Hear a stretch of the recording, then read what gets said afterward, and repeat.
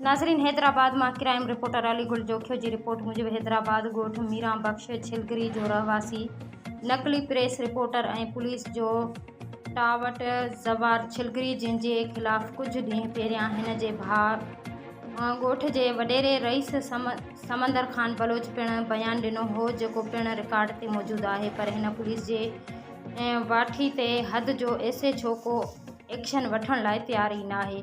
वजाहत जे थाने जे अमले जी सपोर्ट ही पुलिस जे चापलूसी करे पान के इलाइके जो मालिक थो समझे। अगर हिन जे खिलाफ को इलाइके वासी का कंप्लेन करे तो उन खिलाफ हद जे ऐसे छो से मिली कंप्लेन कंदड़ खिलाफ कूड़ा केस दाखिल तो कराए। कुछ 2 नंबर सहाफ़िन से मिली उन कंप्लेन कंदड़ खिलाफ कूड़ियों मनगढ़ंत खबरूं तो हलाए, जेका कैमरा लागू थियल कानून जे खुले खिलाफ वर्जी है। केटल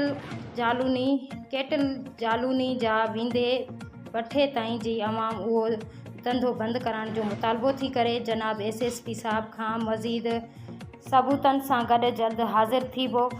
ज़वार के साथिन के भी वाक़ो कबो। अगर मंशात फ़रोश ज़वार खिलाफ कानूनी कार्रवाई न कई वई तो गोठ के चंगे मुड़ समंदर खान बलोच से गड जी भरपूर एहतजाज कंदासीं।